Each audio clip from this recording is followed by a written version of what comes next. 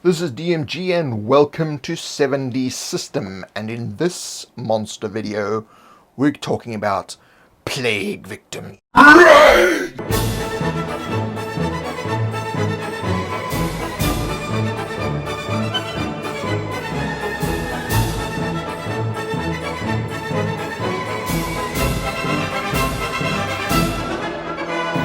Several decades ago, a strange illness began to spread throughout the outlying regions of the known world.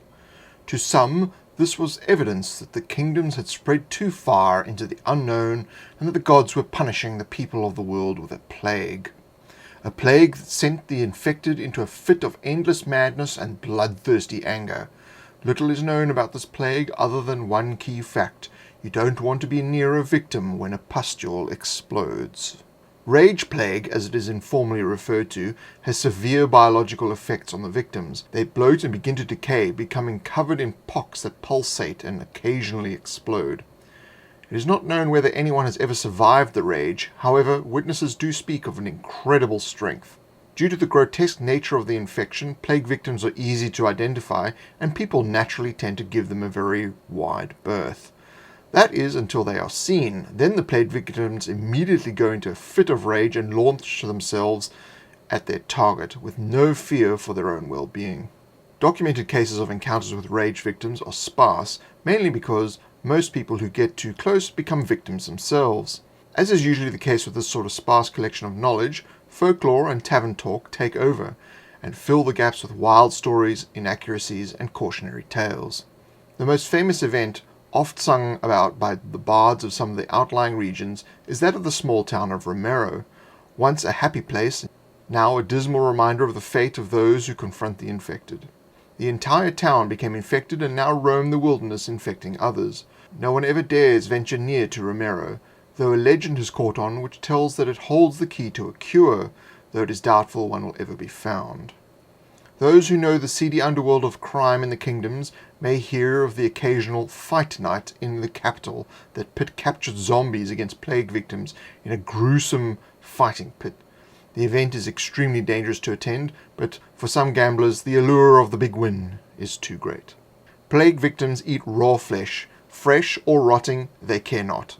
Their pulsating, bloated bodies oozing a foul stench that makes them easy to smell. As soon as the infected person perceives a source of flesh, it flies into an uncontrollable rage. They will sprint towards the source of flesh and use any method necessary to gorge themselves on the meal. The victims will remain in a location while their kills or their corpses still provide them with sustenance. Once the food source runs out, they begin to wander again, searching for more flesh. Rage plague is not conducive to a hierarchical organization of the infected. While nearly mindless, the infected only have one goal: to feed. If push comes to shove and there are no food sources around, the strongest plague victims will eat the weakest in a disgusting orgy of putrid evisceration. New people are infected when the pustules that cover the victims' bodies explode nearby. Any person within close proximity is immediately infected. It takes only one rest period for the infection to take hold and the pustules to begin to form. The infected person becomes increasingly violent and self-destructive. After another day, they lose all thought of themselves and begin to seek out flesh to consume. Groups of plague victims do not fight cooperatively, rather their goal is singular: to eat flesh. Whatever they find first will occupy them. The ferocious rage of these poor souls is a common theme in the tall tales of the tavern, but there is a lot of truth in these yarns.